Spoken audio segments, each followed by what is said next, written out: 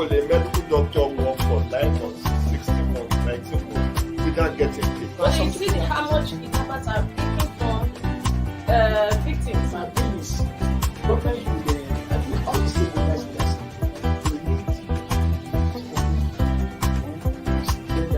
get that, and I think you get that.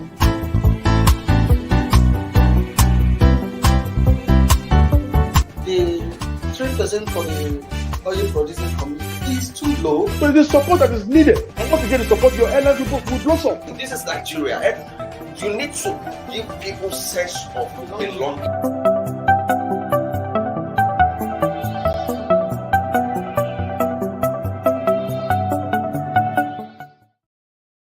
Good morning, viewers. My name is Bode Gbadebo. Welcome to Tuesday edition of Inside Nigeria. This morning, and of course today, is the 2022 International Women's Day. Congratulations to our women out there. And for the first time on this newspaper review segment of the show, I'm having a woman guest analyst, Kemi Yusufu. Thanks for having me. Thank you so much. You are making history, let me tell you, for the first time on this show, on this segment, the newspaper review. You are the first woman Oh, that's very interesting. to be here. Thanks for having me. And I hope there are more women. Yeah, by God grace. In fact, we have a woman anchor, your friend Winifred of the book. Yes. You have anchor. You've also had women guests on other segments. But for newspaper review, we are making history. Thank you very much. Thanks for having me. On a very special day. Exactly. Kemi Yusufu is the CEO and editor-in-chief of Frontline News Online, and as well, a feminist. Well, viewers, we'll be looking at the leading story on some national dailies, and as well have a discussion of the day with the guests that will be joining us remotely if time permits. Without much ado, let's start with Nigeria's most influential newspaper, The Leadership. On the front page of Leadership, this morning, we have potpourri of stories and two lead stories today on the occasion of International Women's Day. First is the politics part, uncertainty over Buni's fate as Sani Bello takes charge of APC affairs. That is that's on the lead story, politics. And then the second lead story, on the occasion of International Women's Day, we have a list of women that will influence 2023 election. And because of the import of today's occasion, I will be starting with this story with Kemi Yusufu. International Women's Day, women that will influence 2023 election. Kemi, I don't know if you are part of this list made up by Leadership newspaper, but whether you are part or not, I know you have something to say about this array of influential Nigerian women who we expect will influence 2023 election. Let's start with First Lady, Mrs. Aisha Buhari. You think so? I don't think so. Okay, give us your reason. With all due respect to the first lady, I don't see her influencing elections, Her predecessor, Patience Jonathan, was a bit more of a political first lady. And then at the end of the day, I don't know whether I would say it was positive at the end of the day, because some people ascribe the loss of her husband, to some of the campaign, some of the things on campaign ground. But if you look at that list, I will just go straight to the point that I think the woman who is really influential on that list is, to me, Nigeria's most successful female politician. But she doesn't celebrate herself that much, and she's not projected that way. Okay. And I'm talking about Binta Garba Mercy. Senator Binta Garba Mercy. Yeah, if you look at Binta Garba Mercy's history, she's a phenomenal female politician. I've told that personally several times that you need to write a book. You're under-celebrated. Like I said, look at her history. She won 3 elections in the House of Reps. Yes.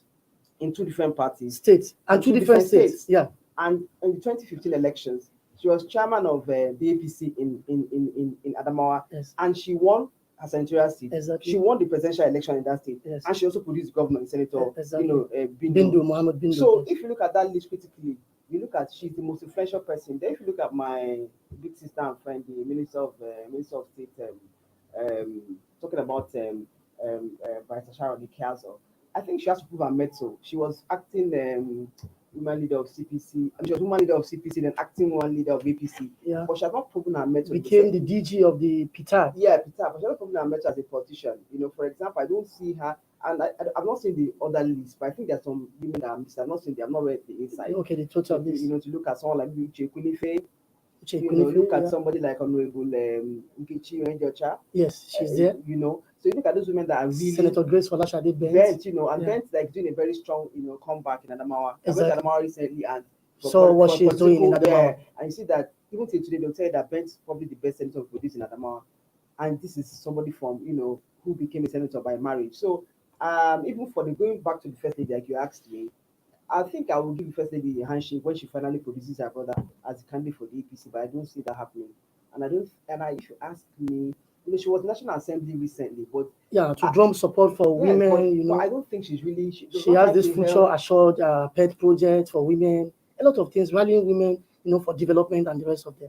I don't think she has done very well, if you ask me. But she's a political person in the sense that she speaks her mind, but I think she could have organized women better, especially when she's had predecessors, Miriam Abacha's, Miriam Bangida's, Patience Jonathan, who have tried to galvanize women better. And I would like to see a first lady who will have a pet project, maybe like this article, like Fatima Abaka, rapper, that will be, work life and rapper are still relevant. Yeah, still and then even to Saraki is very, very relevant in health sector because she focused on, healthcare as a first lady of wife of the Senate president. Yeah, no, as first lady of Kwara. Kwara State. Yeah, okay. I see today she's very relevant when it comes to maternal health. So I want first ladies that will really influence women, even politically and in terms of development and women empowerment. That's what I really see. But for that list, like I said, I've not seen those inside, but for that list on the cover, you can see the photos. Strictly speaking, it says Okay, you can see the photos. We have a wife of the vice president, Mrs. Dolako Shibajo. We have the Director General Executive, Chief Executive of NIDCOM, Nigerian Diaspora Commission, Abike Dabiri Erewa. It's a good list, but it's Abike contesting. And I just had an argument with somebody on Facebook, and she listed Abike and said, how have these women really helped? Can influence things in Lagos? Yes, Lagos is a very close-knit, it's a very regulated political setting that, people know where everybody's going to, and I wish her the best. I mean, she could come back and contest for Senate, and she could do her best to even fund. She has gotten to the level of her public life and evolution as a public person to be able to sponsor, even if it's just female councillors. It doesn't have to be anything big. And sponsor even female councillors and maybe local government chairpersons. I think she has got to that stage in her life, and let's see what she does in the next few years. All right, Kemi, further, let's look at the theme for this year's International Women's Day, Gender Equality Today for a Sustainable Tomorrow. Now, make a sense of this theme. How true is this? Gender equality today for a sustainable tomorrow. Let me go look. Is our sustainable tomorrow actually dependent on gender equality today? It is. Okay. It is. Let me go local. Let me come to Nigeria here. Okay, where we believe that where it is that let me just go straight and say that women constitute about 51% of our population. So when you talk about gender equality, it simply means equal opportunities. For when a girl is born, when a boy is born, they have equal opportunities for education, investing in their healthcare. So if you invest in 51% of the population, that's what's sustainable tomorrow. It's just simple and short. If you invest in women, and there's something that UNFPA calls demographic dividends, and it said you achieve it when you invest in young people, women, for their healthcare, for their education, for their empowerment, skill acquisition. When you do that, you see that you have more people contributing to the economy of a family. And they contribute to the economy of the family. You see that children go to good schools, they can go to any level when it comes to the development of human because they've been empowered. Yes, and then the family can save to invest. Exactly. So when you invest, when you own a house, for example, your father might own a house and he can say, okay, my son, you want to build this big, company like leadership, I can give you my house to use as collateral. When your father is also struggling, you're probably paying his rent, you're paying your own rent, and it's like a vicious cycle of poverty. Exactly. So when you invest in women, and if you look at some parts of the country where you're investing in women, everything, including even their family planning, you see how women, even if they are not high up their CEOs, if they're just running their small kiosks, they can plan their family. So when a woman knows that wants to have 3 children, she can for those 3 children, then she has more working hours, to also contribute to her family and then her own development. So there is a win-win situation if you invest in 51% of the population. Despite the fact that it is a win-win situation, we still have problems or factors militating against gender equality because a lot of people misunderstand gender equality. And why do you think it is so? People misunderstand gender equality. They thought it's about women, contesting with fellow men, I don't know, struggling for position and the rest of them. So why do you think people misunderstand the concept of gender equality in Africa? Well, women will have to struggle for position. Even the men struggle for position too. But gender equality. No, when I say struggle for position, I not understand. selective position. Maybe in the family setup, maybe a woman want to be the head, man want to be the head. The thought is that kind of struggle of being the head of a family, which is not. For me personally, I don't like people, narrowing it down Exactly. to that. Family leadership. Yes, but it's something also that you cannot escape. How being escapist, right? So it's not an issue. But what I always tell people that find what works for you at the family level, and I will always say bluntly that the family should be led by the more sensible um, um, parent, or let's say partner, irrespective of whether man or woman. Yes. A more sensible person. Yes, that's what I believe, because you see sometimes, let's call it speed. Gender does not bequeath you automatically wisdom, Headship sense, or- exposure, headship, and all that. So if you see that the wife is a smarter person, You should be the head of the family. you should be always look to her If she's for. smarter, but she does not provide. When you say smarter, I use it in the American way, like a smarter person in most cases is when the smartness is Yes. brain wise, street wise, Exactly. so it's Productive, productive. So that's smartness more is person, useful. yeah. So Yes. and of course, like you're also trying to point out, it doesn't automatically, you might be the richer partner, but doesn't make you a smarter or wiser person. So, and I think more importantly, family decisions should be something that should, like, the wife should speak, the husband should speak, and people arrive at a very reasonable consensus, because when there's a problem, you both have to solve it. So it's good for you to have consensus. There's and then for me, I don't really like to narrow it down, but I don't want to be escapist and say it's not a factor. I'm more concerned about having more women in National Assembly. I'm more concerned about a girl, that if a parent has to make a decision that I don't have enough money to send all my children to school, if the girl is more brilliant one, send her to school. I want women to inherit property, because it's a very big problem. If you have to look at development of women from bottom up. I'm as concerned about having more women in management in private and public sector. But I'm also concerned about that woman in the village who lives to the age of 60, 65, but she never owned land. But her brother automatically owned land. And this woman is already at disadvantage because she has to rent land to farm. But her brother, inherited land because he's male. So we want women to be able to inherit, to have voices, in their community from the village level up until, the highest echelon of society. That's very, very nice on the part of Kenny over there. Well, Kenny, let's look at the political side of our front page this morning, talking about uncertainty over Bruni's fate as Sani Bello takes charge of APC affairs. And of course, Sani Bello is the Niger State Governor, Abubakar Sani Bello. What do you make of this story? Is APC still a united progressive party, or APC just, like some people will always say, a group of strange bed fellows who are power grabbers? That's the way it looks now, because obviously Buni grabbed power in the last 2 years. I wanted to grab it and stay until when he will produce the presidential candidate. And if not that, especially of recent last 2-3 months, you've seen some voices they be saying this man has to go for a level playing ground. Exactly. So right now it seems again that another governor has come to grab power again, and APC is looking like like straight bedflu, like you said, who just want to grab power for grabbing sake. Because if Buni loved this party, that he was former national secretary, I think, Exactly. and then made him governor, Exactly. he should have just had in the shortest time possible. Yes, and hand over. That's what I expect from and governor. face governance in Yobe. Yes, that's probably the poorest state in Nigeria, the least developed. It says that it's still just happy that they're no longer under attacks from insurgents, but you're happy to stay and sleep in Abuja, and you just, and you don't care about the people of Yobe.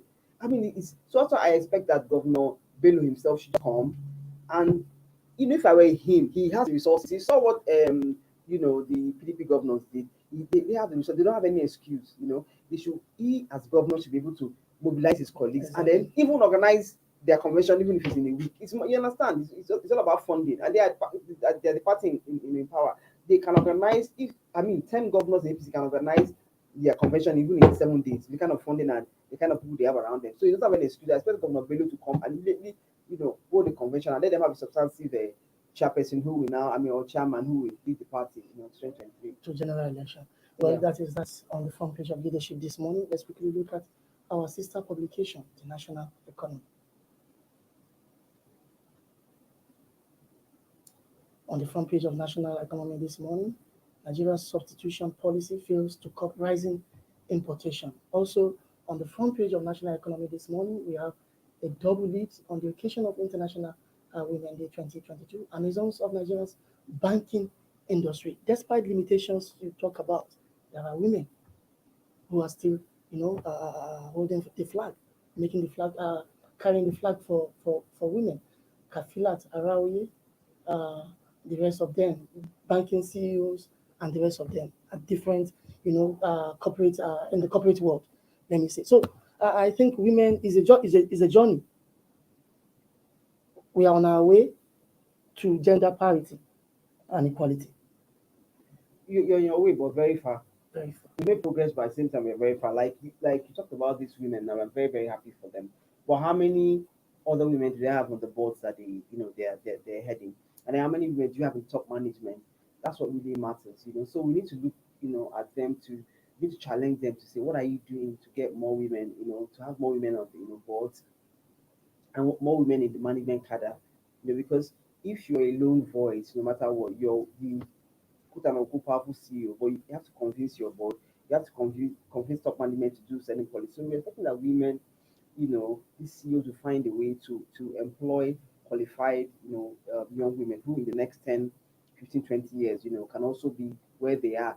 And of course, you need to talk about policy because for me, as I was coming, I thought about it and I said, even for policy, this women will not be CEOs because it was SLS who did that. I said, if you spend 10 years as the bank CEO, you must go. Because so that CEOs became powers and principalities, gave out bad loans, and so said, friends and families, yes, and then we depositors, we business people like me and other people regular, you cannot get small loans, but they were giving the nannies of their of their sons 4 billion and all that. So what I'm saying is that so we need more policy. Some policies you don't even know what the kind of good results that we have on the economy. So when SLS said if you spend 10 years you must go, look at the short distance now, and then we produced.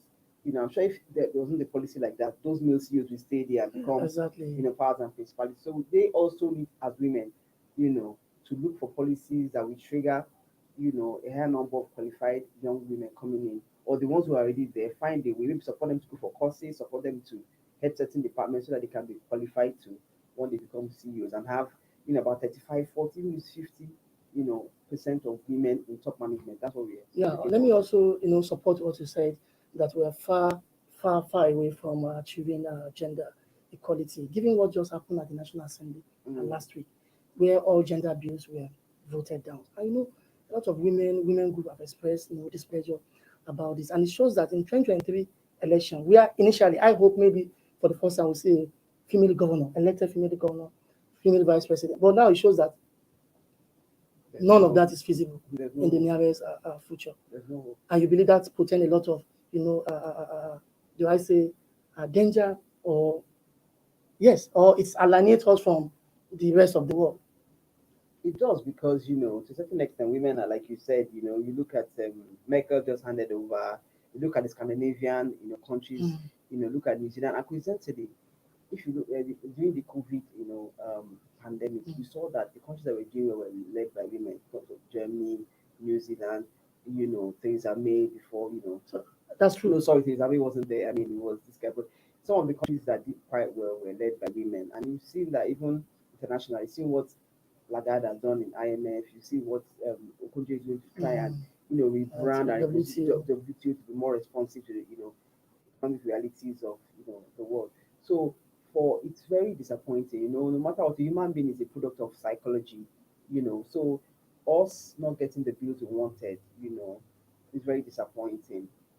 Very, it's like almost demoralizing. And ironically, we are exporting these women for the rest of the world to use, or here at home, we are not giving them the space to operate. So for example, you look at what happened to Patricia. Imagine the first thing. Part of our problem was that she was female.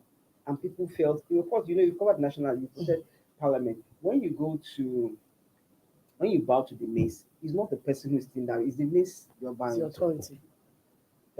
Some people felt, how will I go? It's a woman that is. And she was removed for that. Yes. She was not found guilty of anything. At the end of the day, the House did apologize to her and said, we wrongly. When the deed has been done. Yes. So there's some people there's some traditional rulers in this country that will say, "Oh, what can I go and be doing? Having meeting with one woman."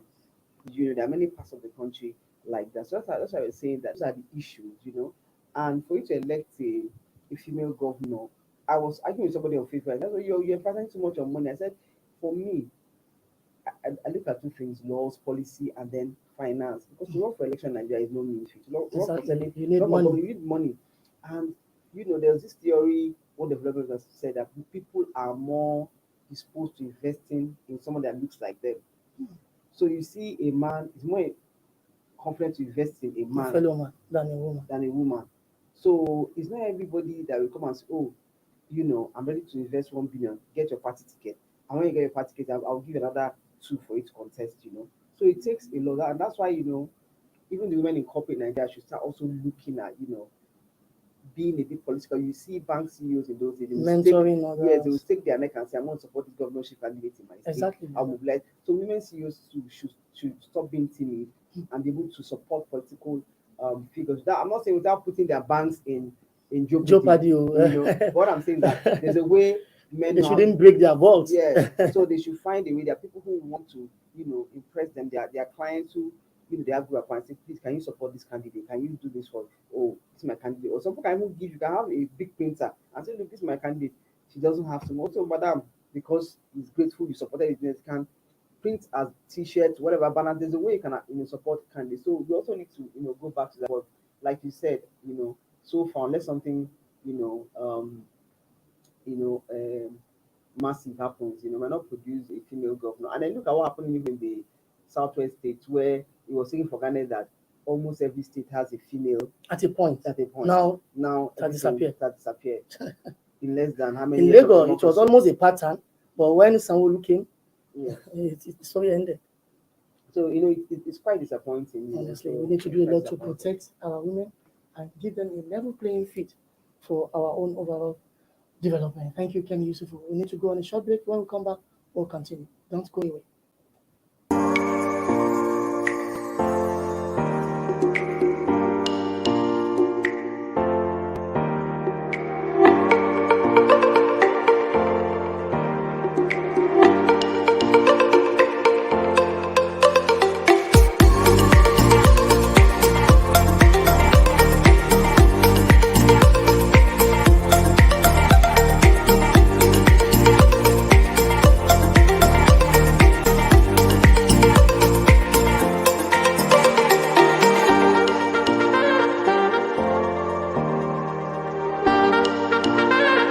For sponsorship and advert placements, please contact 080-3688-6158. Last Word Leadership Podcast Studio. You have the last word.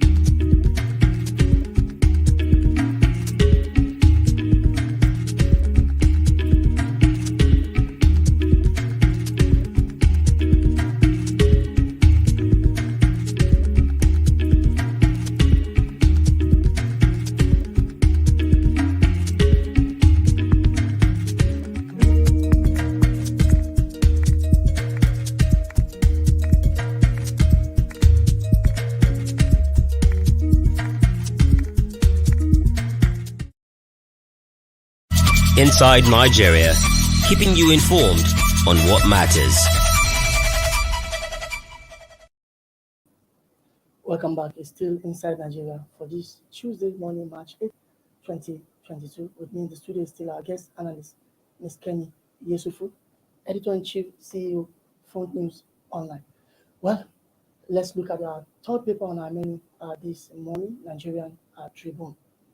On the front page of Nigerian Tribune this morning, Niger governor assumes APC chair, says, "I have Buhari's blessing." Niger governor assumes APC chair, says I have Buhari's blessing. Swesen State Chairman, APC Zoning Committee submit report to Bello, Sanwo-Olu, Bello, Zulum, most of them are in attendance. And of course, the last rider to the story is saying Buni will resume his position today, according to Associates. Buni will resume his position today, according to Associates. Well, Kemi, I know you weigh in on this earlier, as reported by our own, the leadership. Nothing new, except the man say he has Buhari's blessing. And people are saying, no, it's just a temporary arrangement. Buni is on medical vacation. This man is deputizing for him. When he come back, he will take over his position. But pointers are showing contrary. I mean, for the Niger government to come out, you don't know him as a flippant person. He's not much of a talker. For him to come out and say, I have Buhari's blessing. And of course, look at the number of governors, Sanwo-Olu, Bello, Zulu, in attendance. I mean, I think it's over for Buni. He should just go back to Yobe and, end his speech. He should go and work for his people. He overstayed his welcome. It's obvious that the president wants, doesn't enjoy the president's support anymore. Exactly. So, and that's the end of it. Once the president, intervenes, because that's the only problem I have with Buhari. It takes, a long time to intervene when the crisis. Things are almost going out of hand. So when he finally intervened, that was how it all coming. I'm sure and Buni coming. So he has finally intervened again, and Buni is out. We hear he's not even in Nigeria. So when is he going to come back? He's probably going to come back. The usual drama, try to get into APC if he's that courageous, and then he will not be allowed in, and then you'll be told, you now see the narrative very clearly that his time as APC, acting APC national chairman is over. I think it's over. There's this other conspiracy theory that the president, remember the story of the president traveling to Kenya last week for a UNEP at 50 program. And the statement said from Kenya, he will be proceeding to UK for medical vacation.